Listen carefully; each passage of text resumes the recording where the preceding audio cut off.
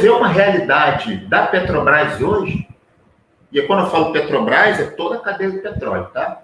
Que não gera mais emprego. Você não vê o trânsito engarrafando quando você está indo para Macaé. O trânsito para Macaé era horrível. Horrível porque os governantes não duplicaram Amaral Peixoto, mas horrível porque todo mundo estava indo em busca do seu dinheirinho em Macaé. Continua tendo uma movimentação grande, porque Macaé é uma cidade muito importante, mas você vê claramente uma diminuição brutal da quantidade de emprego.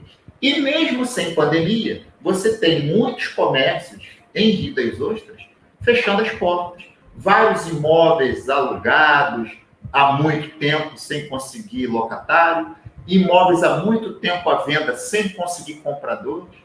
E a gente vê uma realidade do emprego. Aí eu pergunto para você, você tem essa visão global aí do CA, como que estavam os investimentos da Petrobras nessa época boa, onde você tinha muito emprego?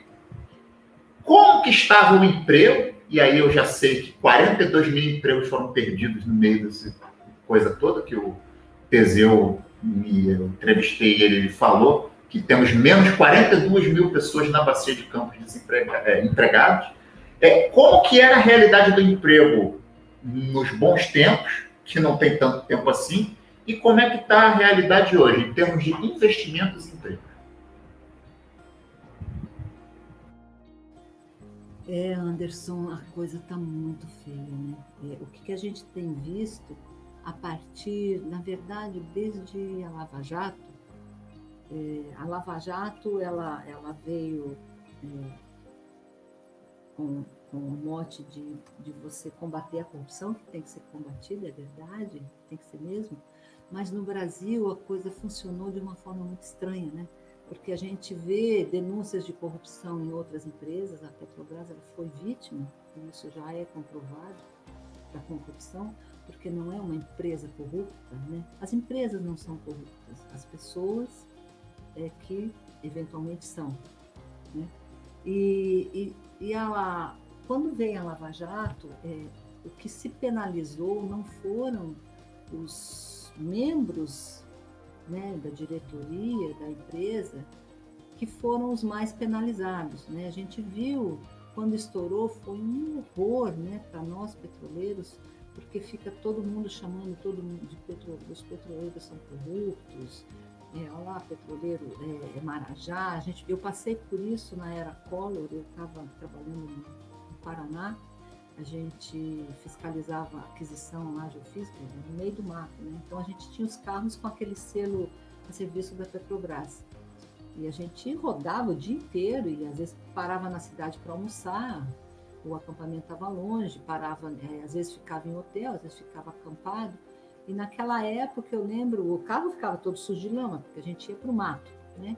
Ver a aquisição, ver se estava sendo feito certinho, porque a gente tinha que depois confirmar o pagamento da empresa que estava prestando serviço.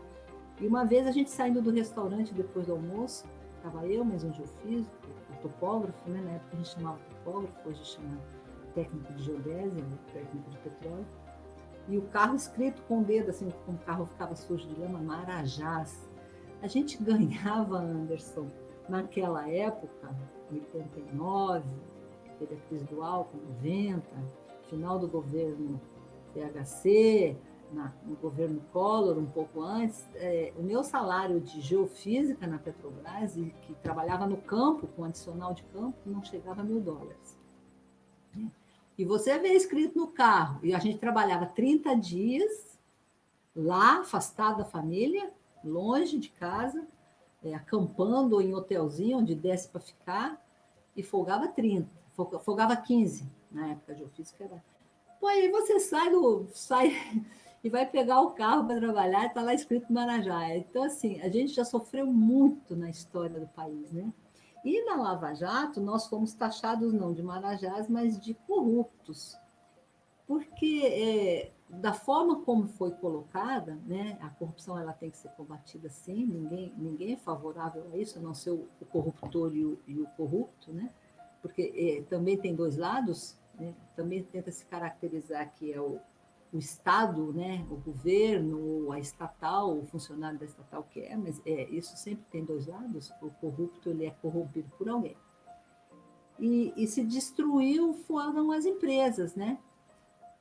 Então, a partir, quando a gente olha os investimentos da Petrobras, a partir de 2014, 2015, eles despencam, porque foi um choque enorme, né? A Lava Jato, ela não poupou as empresas, infelizmente, e isso já é uma conclusão que está mais aceita por vários setores da sociedade, né?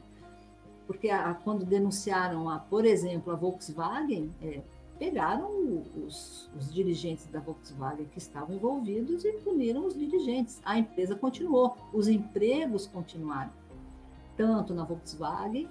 E aí, quando você tem um emprego na empresa matriz, você tem toda uma cadeia que presta serviços e tem fornecimento para essa empresa que se mantém empregada.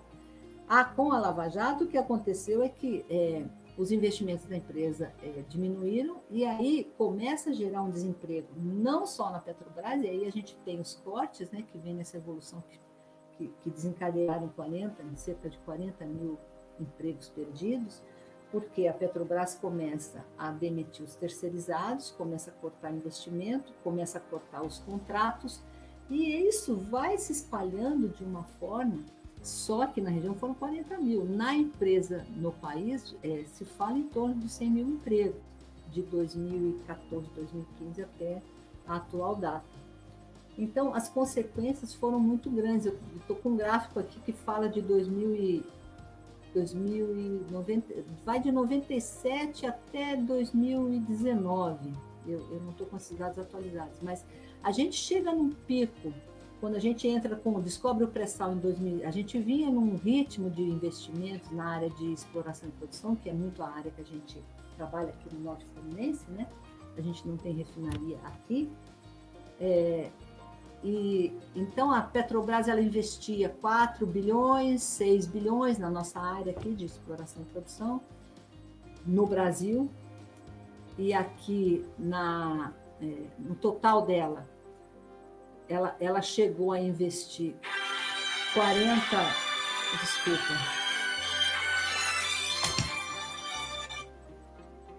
ela chegou a investir 43 bilhões no total de investimento entre EP e refinaria, e chegou na mesma época só no EP de 25 bilhões de dólares.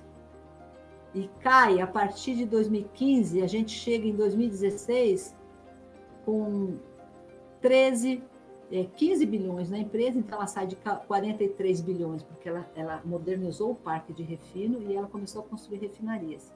E na nossa área de exploração e produção, ela então sai dos 25 para 12, 10, e hoje nós estamos bem menos do que isso, né? Então, a gente percebe, a partir dessa data, uma queda do investimento, e aí vem junto a queda dos empregos. Em Macaé, eu moro aqui, Rio das Ostras, a gente percebe também, você falou do trânsito de Rio das Ostras para cá, gente, era um inferno. Eu tenho muitos colegas que moravam em Rio das Ostras, eles tinham que madrugar, porque eram 2 horas para chegar, né? Então, eles moravam em Rio das Ostras, ou então até o Mar do Norte, e era um horror. Eu trabalhei em várias bases aqui em Macaé, trabalhei no Parque de Tubo mais de uma vez. Nós agora que nos conhecemos recentemente, né, nas assembleias, você estava no Parque de Tubo, eu já estava em Ibetiba, eu fui para Ibetiba em 2012. Mas antes disso eu trabalhei no Parque de Tubo 2 vezes. Era um horror sair do Parque de Tubos 15 para 5, era o limite para a gente sair dali. Porque depois ficava tudo engarrafado, só para sair dali já levava 40 minutos. E Macaé, de 2018 para cá especificamente, 2017, 2018, a gente fazendo passeatas ali, né, caminhadas no calçadão, a gente vê o tanto de lojas fechadas, né, o comércio fechando em Macaé, porque você não tem as pessoas empregadas, você não tem quem consuma, toda a cadeia perde. Eu lembro que em 2014 eu comprei um terreno ali no Alphaville, estava no pico, né? e pensando, não, eu talvez faça alguma coisinha lá, ou no mínimo, se eu não fizer, é um investimento, porque ninguém perde dinheiro em imóveis. Anderson, eu vendi esse terreno pela metade do preço agora. Pela metade do preço. Eu perdi muito, claro. Estou dando eu como exemplo, mas as pessoas perderam. A gente falava aqui, o pessoal tinha amigos que moram ali na Praia do Pecado, aqui em Macaé, os prédios que foram construídos no boom, né? Porque a gente tem emprego, a gente tem renda, nosso salário melhorou absurdamente, né? Nosso poder aquisitivo de 2003 para cá, a gente teve aumento real de salário, e isso vai refletindo na cadeia. Os contratos dos terceirizados também eram melhores, né? O salário, os direitos, eles tinham plano de saúde para eles e para a família, para os dependentes, eles tinham o vale transporte, eles tinham benefício odontológico, enfim. Todo esse poder aquisitivo, ele caiu muito. Eu tenho muitas amigas que eram terceirizadas que perderam o emprego. Começou com a precarização, né? Então, os que ficavam empregados, que recebiam às vezes 3, 4 mil reais pela função, passaram a receber 1.000. Ficou famoso na Bacia de Campos o salário dos R$ 1.000. Para quem conseguiu ficar, e muita gente que eu conheço ficou e me dizia assim, Rosângela, eu vou ficar, não é pelo salário, é pelo plano de saúde. O salário não paga minhas despesas, né? Mas eu tenho um plano de saúde, meus dependentes, meus filhos, meu marido podem utilizar. Depois o plano de saúde ficou restrito a apenas o empregado, ele já não podia estender para a família e para os dependentes, né? Então, essa precarização, a gente viu muito. Então, eu falava da Praia do Pecado, o pessoal falava, os prédios, a maior parte das luzes estão apagadas. A maior parte, quando você olha de noite, está tudo apagado, tem um ou outro apartamento ocupado, né? E de dia, quando você olha, a gente placa e vende e aluga, né?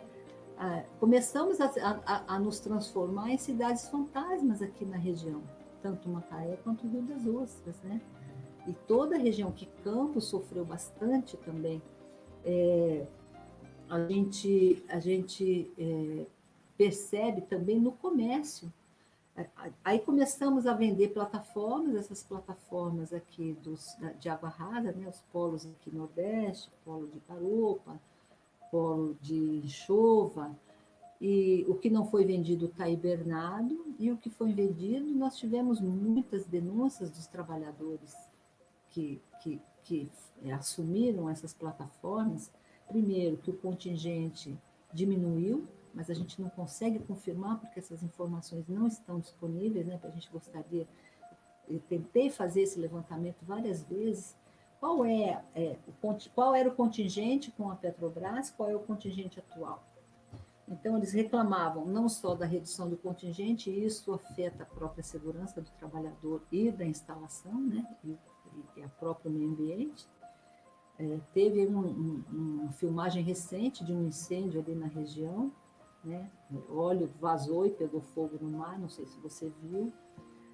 E denúncias da precarização do salário, da própria alimentação servida, né? O sindicato recebia muito essas denúncias, né? Então, a gente percebe não só a perda do emprego, mas aqueles que ainda estão empregados em condições muito inferiores ao que a gente viveu na época áurea da Petrobras, até 2014, 2015, quando os investimentos estavam a 1.000 por hora, né? Então, assim, outra coisa que deu para observar, né, além dessa perda que você cita dos empregos, e aí a cadeia o comércio é afetado, o setor imobiliário é afetado, porque a Petrobras para de contratar, e aí as fornecedoras de equipamentos param de vender, né? Aí não tem mais daquele que fabricava o equipamento, ela não contrata mais a prestação de serviço como ela contratava, ela contrata menos e com outras condições. A gente teve denúncias aqui de 2018 para cá, 2019, 2020, de engenheiros que eram contratados com outro cargo e eles recebiam abaixo do piso salarial, né? Porque os engenheiros nas categorias têm o seu piso. Eles estavam recebendo abaixo desse mínimo e ou topava isso, né? Aí aceitava um cargo como consultor, como que não fosse um engenheiro, ou ele aceitava, ele ia para a rua, porque a fila de desempregados para pegar era grande. Então, assim, tudo piora muito, né? E tem também, não só essa questão do emprego, os próprios municípios, tem um estudo aqui do DIEESE que fala da redução aqui só de 2019 para 2020 de 40%, todos esses municípios da região.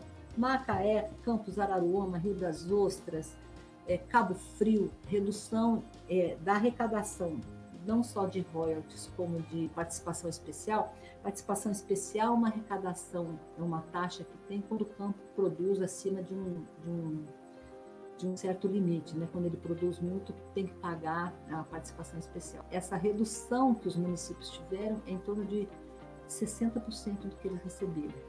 Eles estão recebendo em 2020, não sei como é que está agora 2021, de 2019 para 2020, houve uma redução, eles recebiam 40% do que eles recebiam no ano anterior. Então, isso também afeta os serviços que são oferecidos para a população, né? É muito grave o que está acontecendo, não estamos percebendo uma retomada desses investimentos. Na região, existe uma intenção de abandono. Vamos falar nisso assim que você quiser. Desculpa, me prolonguei. Nada, você foi extremamente didática.